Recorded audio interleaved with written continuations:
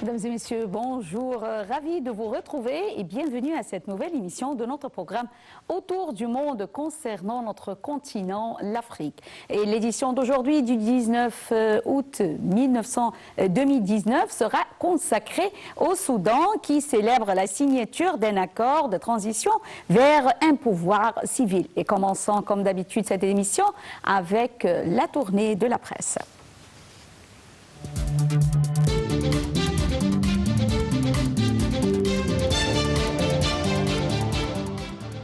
Et commençons notre tournée de la presse avec Slate Afrique qui titre « Niger, le calendrier des élections dévoilé, présidentielle législative, fin décembre 2020 ». La Commission nationale électorale indépendante du Niger a dévoilé vendredi le calendrier des prochaines élections. Le premier tour de la présidentielle couplé aux législatives aura lieu le 27 décembre 2020, tandis que les élections municipales et régionales se tiendront le 1er novembre.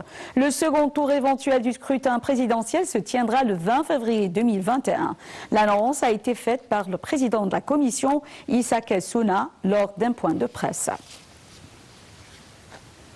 Et enchaînant la revue de presse concernant l'Afrique avec RFI, FR Afrique qui titre « Gabon, Ali Bongo au défilé de la fête nationale ». Au Gabon, c'est la fête nationale de l'indépendance ce samedi. Le pays célèbre le 59e anniversaire de l'indépendance. À l'occasion, le président Ali Bongo, dont les sorties sont devenues très rares depuis son accident vasculaire cérébral AVC, a livré ce vendredi 16 août un message à la nation et vanté les mérites de réformes entamées.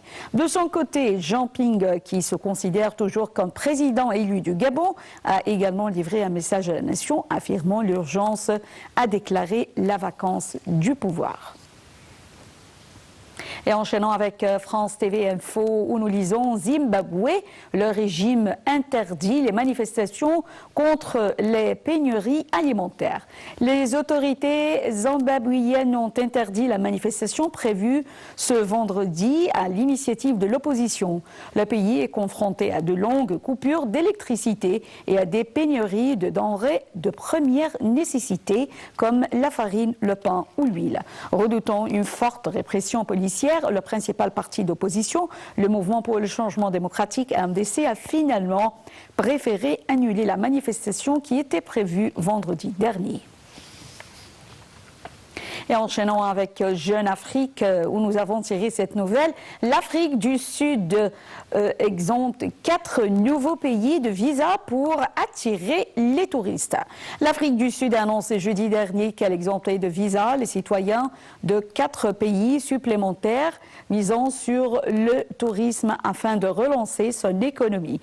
Le ministre de l'Intérieur, Aaron Motsoaledi, a indiqué que les citoyens de l'Arabie Saoudite, du Qatar, des Émirats arabes unis, de la Nouvelle-Zélande n'auront plus besoin de visa pour se rendre en Afrique du Sud pour des voyages d'affaires ou d'agrément. Les militaires au pouvoir et les meneurs de contestation au Soudan ont scellé samedi un accord historique ouvrant ainsi la voie à un transfert du pouvoir aux civils.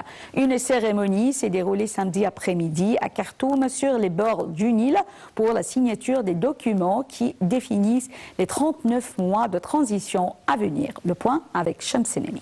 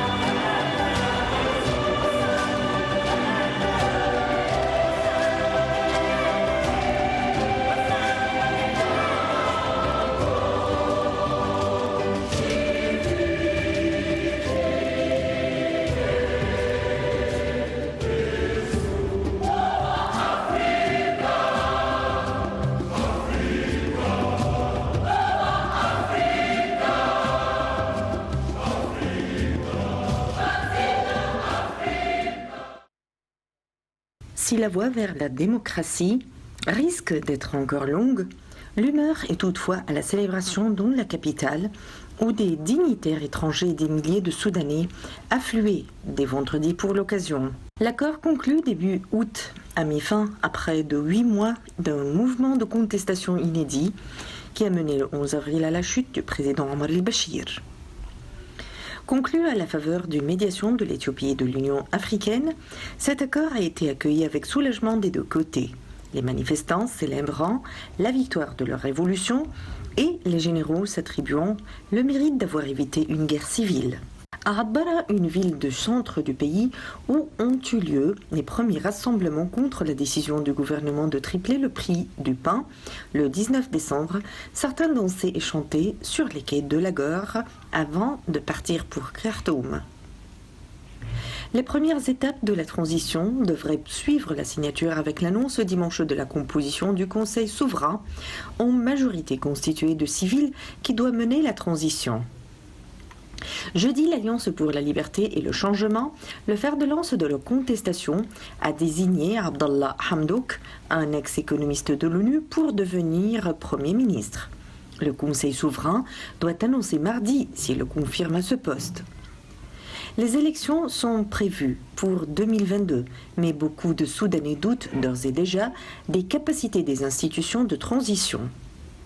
Si ceux-ci sont minoritaires au sein des 11 membres du Conseil souverain qui doit gouverner 40 millions de Soudanais, celui-ci sera d'abord dirigé par un général pendant 21 mois.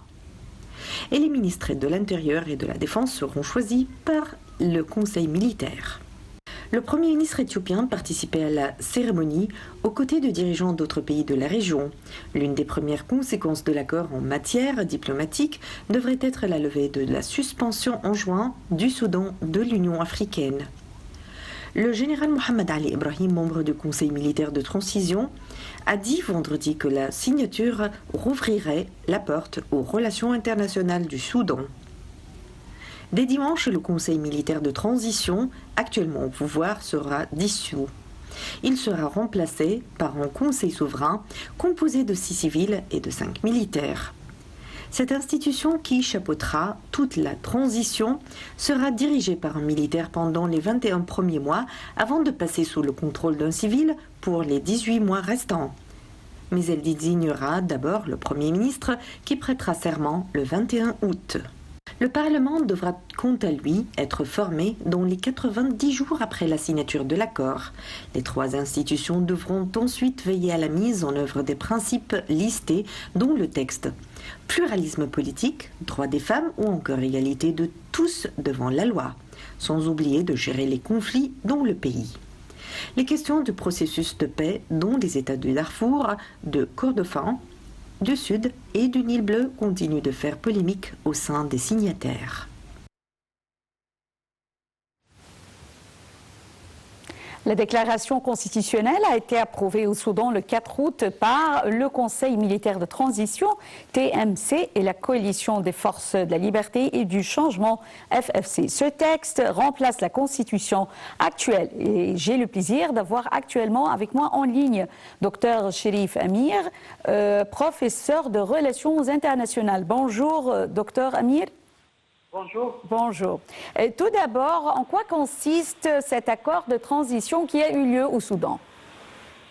Alors, cet accord consiste à donner complètement aux forces de changement, c'est le nom donné aux forces politiques dans le pays, la possibilité de prendre les affaires de l'État dans un échelon très proche. C'est une nouveauté dans un pays comme le Soudan et bien sûr ça a pris un long moment parce que le Conseil militaire est un garant de la sécurité et surtout avec ce qui se passe actuellement dans le pays. Donc ce changement consiste à partager cette partie de cette partie de transition entre les deux parties jusqu'à ce qu'il y aura après ça un accord final entre toutes les factions sur un avenir politique commun, des élections et une stabilité politique. Oui. Docteur Amir, quel est le rôle de l'Union africaine présidée par l'Égypte dans la conclusion de cet accord? C'est un rôle primordial et on ne peut pas l'oublier parce que tout simplement, c'est grâce à l'Union africaine que les partis soudanaises, les factions soudanaises et le Conseil militaire ont pu finalement s'asseoir et discuter. On se souvient très bien des visites du président du Conseil militaire à l'Égypte pour rencontrer le président Abdel Fattah el-Sisi. Ensuite, le vice-président aussi du Conseil, récemment, il était au Caire pour rencontrer le président de la République. Et les Soudanais étaient très confiants que le moment où l'Égypte, avec son intermédiation, avec ses contacts en Afrique et surtout avec sa présidence de l'Union africaine, beaucoup d'obstacles seront surmontés. Et le pari a été gagné parce que l'Égypte a montré dès le début que le fait que le président Abdel Fattah el-Sisi et le président de l'Union africaine, c'est la responsabilité de l'Égypte de travailler sur ce dossier le plus rapidement possible avant qu'une escalade soit présente sur le terrain. C'est la raison pour laquelle le président Abdel Fattah el-Sisi n'a pas épargné l'effort à contacter les factions politiques, à contacter le conseil militaire là-bas, à trouver les milieux de négociation. On a trouvé même que l'Égypte a mis de côté tous les obstacles, tous les calculs, parce qu'il y a il y a un but. Le but, c'est la stabilité du peuple soudanais. Oui. On veut la stabilité et c'est un but de l'Union africaine. On a travaillé avec l'Éthiopie sur la question. On a travaillé avec tous les pays dans la région sur la question. Et je crois que ça sera inscrit dans la présidence de l'Égypte que cet accord, qui est un accord historique, où il y avait tous les présidents, tous les représentants des pays de la communauté internationale présents là-bas, tout cela montre que l'Égypte a fait un effort historique et c'est grâce à l'Égypte que cet accord a eu lieu. Et n'oublions pas que le Soudan et les Soudanais comptent encore sur l'Égypte. C'est pas fini, c'est pas terminé. Ça sera juste le début et l'Égypte est toujours là. On va accueillir des négociations, on va faire l'intermédiation. On est toujours là, c'est notre rôle, c'est notre devoir. Et le président Abdel Fattah el-Sisi, il a très bien étudié le dossier soudanais, il le sait par cœur et il sait très bien l'intérêt géostratégique pour l'Égypte et pour l'Afrique tout entière dans le fait qu'il faut avoir une stabilité au Soudan. Docteur Amir, un conseil souverain doit superviser cette phase transitoire. Alors, quelles sont les prérogatives de ce conseil souverain selon la déclaration constitutionnelle signée par les deux parties? L'accord a octroyé vraiment des prérogatives très importantes pour le conseil souverain.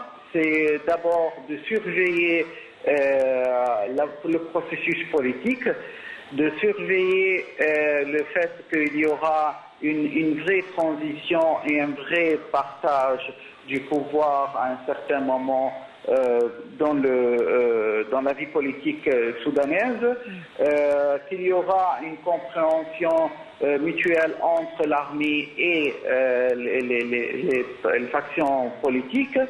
Et le Conseil souverain, il a aussi le rôle d'être aussi un garant de la souveraineté du Soudan. C'est-à-dire, s'il y a un moment, une intervention, une ingérence d'un pays extérieur dans les affaires du Soudan, il est un garant à appeler ou à rappeler les factions soudanaises qu'il ne faut pas se laisser influencer par l'extérieur.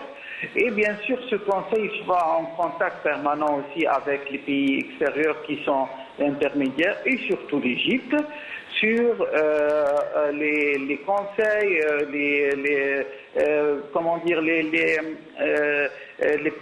les conseils et les approches qu'ils doivent prendre pour surmonter les obstacles à l'avenir. Bien évidemment, c'est un changement historique dans le pays. Je trouve que les Soudanais, ils méritent bien ce changement. Le Conseil souverain est un représentant égal à tout le monde et il faut juste attendre que cette période passe et on verra un pays stable bientôt. Et comme j'ai dit, et je leur ai dit, l'Égypte est là, les conseils du président Abdel Fattah el-Sisi sont toujours là, oui. Ils sont les bienvenus en Égypte à écouter, à échanger et négocier entre eux aussi. Et je suis optimiste bien sûr, puisqu'il y a une volonté intérieure à changer le pays pour le meilleur. Oui. Docteur Cherif Amir, nous vous remercions infiniment pour cet éclairage. Docteur Cherif Amir, professeur de relations internationales. Et enchaînons cette émission de Autour du monde avec l'Ebola. Les autorités sanitaires de la République démocratique du Congo, RDC, ont affirmé vendredi les 2 premiers cas positifs de la maladie du virus Ebola dans la zone de santé de Mwenga, située dans la province du Sud Kivu, frontalière avec le Rwanda et le Burundi. Le point avec Dalia Koram. 2 cas de la maladie à virus Ebola ont été confirmés par les autorités dans le territoire de Mwenga, soit à 135 km de la ville de Bukavu, au sud Kivu. Il s'agit d'une femme et de ce jeune enfant. Selon le gouverneur du sud Kivu, la mère est décédée, le nourrisson a été pris en charge par l'équipe médicale. C'est la 3e province touchée par l'épidémie qui sévit en République démocratique du Congo depuis 1 an. Les autorités ont précisé qu'il s'agit d'une femme de 24 ans et de son enfant de 7 mois, qui résidait dans une famille d'accueil dans la zone de santé de Beni au nord Kivu. C'est au cours de son rapatriement vers Beni que cette femme a échappé aux équipes de santé, puis a poursuivi son chemin de Kassendi à Beni, Botambo, Goma, Bukavu, puis Mwenga. Pendant son parcours, elle a échappé au contrôle dans les différents points d'entrée et points de contrôle à la suite d'un changement d'identité à 4 reprises. Plus de 120 contacts sont déjà recensés et la mission médicale sur place parcourt depuis une semaine la zone de santé de Mwenga à la recherche d'autres contacts. Dans un communiqué, Jean-Jacques Mwambé, le coordinateur national de la riposte anti-Ebola, a déclaré qu'il tenait à assurer la population que les équipes de riposte étaient à pied d'œuvre pour mener toutes les actions de santé publique autour du cas et l'exhorter à collaborer pleinement avec leurs équipes. Il a tenu à assurer les pays voisins que toutes les mesures étaient prises pour renforcer la surveillance au point d'entrée et de contrôle sanitaire. Comme la ville de Goma au nord Kivu, la province du sud Kivu partage aussi sa frontière avec le Rwanda et le Burundi. Plusieurs mouvements de population sont enregistrés dans les frontières des 3 pays voisins. Déclaré le 1er août 2018, l'épidémie de fièvre hémorragique qui se transmet par contact humain direct et étroit et dont le taux de létalité est très élevé a longtemps été cantonné aux régions rurales du Nord Kivu, essentiellement Beni et Potombo, et en Ituri voisine. 2 cas ont néanmoins été enregistrés dans l'Ouganda voisin. Donc, terminons avec cette nouvelle. Réparateur de cycles de Saint-Louis au Sénégal, comme son père avant lui, Meissa Fall nourrit depuis l'enfance une passion sans borne pour les vélos et autres 2 roues qu'il passait son temps à bichonner dans l'atelier Partenal. Aujourd'hui, cet artiste autodidacte, adepte du recyclage, ne se contente plus de fafistoler de vieilles bécanes.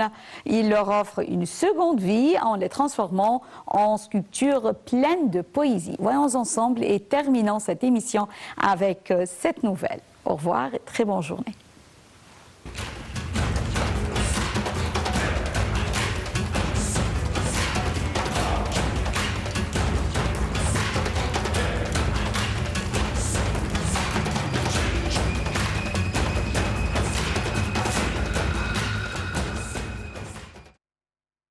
un mur recouvert de montagnes de vieux vélos.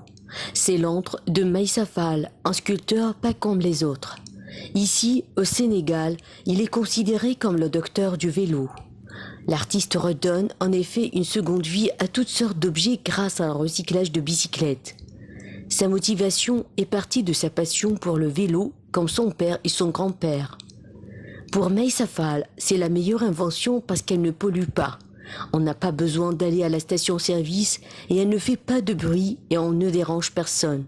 FM, comme il se fait également nommer, dit s'inspirer de la nature de Saint-Louis pour créer ses œuvres. Sur le sol, des dizaines d'œuvres d'art réalisées à partir de pièces de vélo. Leur caractère écologique crée également une symbiose. Avec certains vélos, y compris le porte-bagages, et tout ce que vous pouvez trouver, 2000 pièces ont été réalisées et aucune d'entre elles ne fonctionne sans l'autre.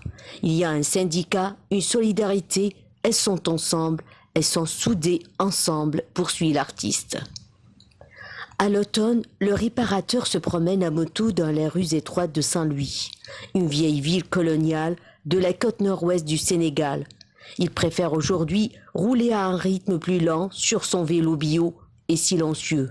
Pour Meissa Fall, transformer de vieux vélos en art est une ode aux millions de révolutions des roues des vélos sur le gourdon et les chemins de terre de la ville coloniale.